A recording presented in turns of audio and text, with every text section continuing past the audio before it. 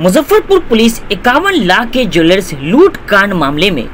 Mastermind का किया गया एनकाउंटर। लूट के बाद आरोपी वैष्णो देवी का दर्शन करने गया था। बीते दिन हुए सदर थाना क्षेत्र के रामदयालु स्थित कोलकाता ज्वेलर्स की दुकान में बाइक सवार 3 की संख्या में हथियार के बल घुसे बदमाशों ने दुकानदार और एक महिला ग्राहक को बंधक बनाकर सोने के ज्वेलर्स और चांदी का गहना लेकर फरार हो गया था, जिसके बाद पुलिस महकमे में हड़कंप मच गया था। घटना के बाद पुलिस ने सीसीटीवी फुटेज खंगाला और सर्विलांस की मदद से बिहार सहित कई राज्यों में छापेमारी की। पुलिस ने अपराधियों की पहचान बताने वालों पर 25,000 का इनाम भी घोषित किया था। ज्वेलर्स लूटकांड मामले में उत्तर प्रदेश के वाराणसी से 3 आरोपी को गिरफ्तार किया गया है। इस लूटकांड में पुलिस ने कुल 5 लोगों को गिरफ्तार किया है, जिसमें रिपू झा उर्फ अनुपम झा, जयहिंद मौर्य, मनीष सेठ, अरविंद कुमार सैनी और विकास कुमार है। इनके पास से पुलिस ने 15 ग्राम सोना, 1 केजी चांदी बरामद किया है। गिरफ्तार आरोपी को वाराणसी से मुजफ्फरपुर लाने के दौरान फकुली थाना क्षेत्र अंतर्गत इनामी बदमाश अनुपम झा शौच के बहाने पुलिस वाहन से नीचे उतरा और पुलिस कर्मी का पिस्टल छीनकर भागने का प्रयास करने लगा। इसी दौरान पुलिस पर भी गोली चलाई, जिसके बाद पुलिस में आत्मरक्षा हेतु अनुपम के पैर में 2 गोली मारी, जिससे वो घायल हो गया, जिसको SKMCH में इलाज के लिए भर्ती कराया गया है, जहां से डॉक्टरों ने गंभीर हालत देखकर बेहतर इलाज के लिए उसे पटना रेफर कर दिया है। 10 अप्रैल 2024 को सदर थाना के अंतर्गत एक ज्वेलरी शॉप है कोलकाता ज्वेलर्स, उसमें दिन में 3 अपराध कर्मियों के द्वारा लूटपाट की घटना को अंजाम दिया गया था, जिसमें काफ़ी ज्वेलरी आइटम्स उनके द्वारा लूट के ले जाए गए थे।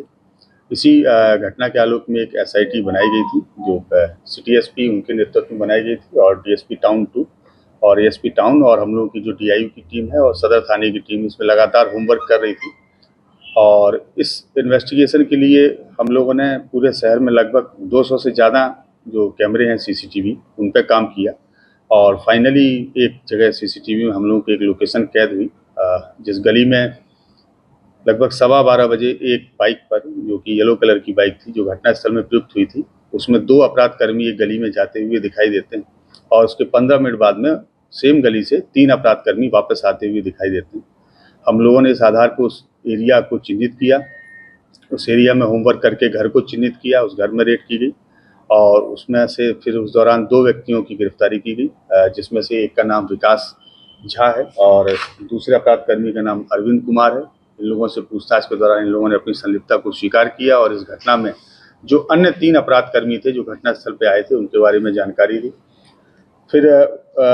टीम उस इनपुट के आधार पर लगातार काम कर रही थी। इसी बीच इनपुट प्राप्त हुआ कि इसका जो मुख्य अपराध कर्मी है, जिसका नाम अनुपम झा है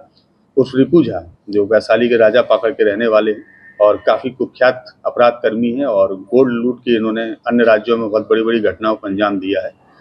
उनकी लोकेशन जम्मू कश्मीर में कटरा के आसपास है। टीम वहां गई, कटरा के पास से इनको डिटेन किया गया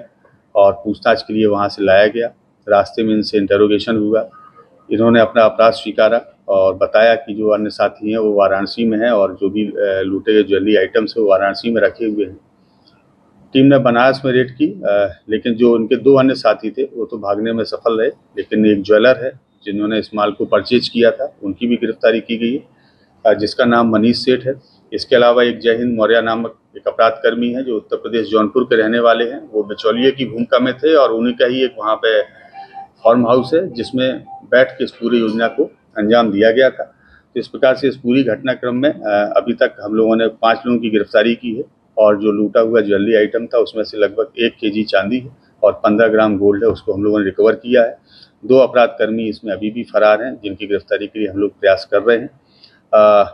कल देर रात्रि में जब इन सारे अपराध कर्मियों को जिला लाया जा रहा था बनारस से, तो उसी क्रम में आज सुबह 4 बजे जो मुख्य अपराध कर्मी अनुपम झा, इन्होंने 4 बजे शौच के बहाने से गाड़ी से उतरे, और हम लोगों के पुलिस पदाधिकारी उनके बगल में खड़े थे, उनके द्वारा पुलिस पदाधिकारी को धक्का दिया गया, और धक्का दे के ज़मीन में जब वो गिर गए तो उनका पिस्टल निकाल के पुलिस के ऊपर फायरिंग करते हुए भागने की कोशिश करने लगे। लगभग 8 राउंड गोली उनके द्वारा चलाई गई, जिसमें से 2 बुलेट्स हम लोगों की जो गाड़ी है उसके ऊपर लगे हैं। पुलिस के द्वारा भी आत्मरक्षा नियंत्रित फायरिंग की गई चेतावनी देकर, जिसमें से 2 गोली अपराध कर्मी अनुपम झा के पैर में लगी हैं, वो अभी इलाजरत हैं। जम्मू कश्मीर से कहीं और भागने के फिराक में थे? नहीं, जम्मू कश्मीर वो एक्चुअली गए थे धार्मिक प्रयोजन से, एक धार्मिक उद्देश्य से वहाँ दर्शन करने गए थे माता वैष्णो देवी के,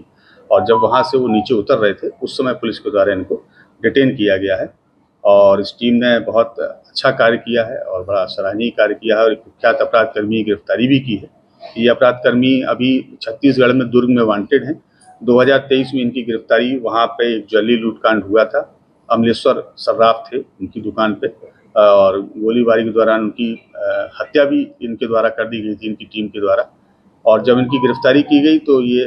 हॉस्पिटल में एडमिट हो गए बहाना बना के, और हॉस्पिटल में इनके सहयोगी लोग आए जिनके द्वारा वहाँ फायरिंग की गई, और हॉस्पिटल के कर्मियों को और वहाँ के पुलिसकर्मी जो ड्यूटी पे थे उनको बंधक बना के एक कमरे में बंद कर दिया गया, और इनको लेकर भागने में वो लोग सफल हो गए। तो जो दुर्ग की टीम है वो भी शीघ्र यहाँ पहुँच रही है, और जो केस में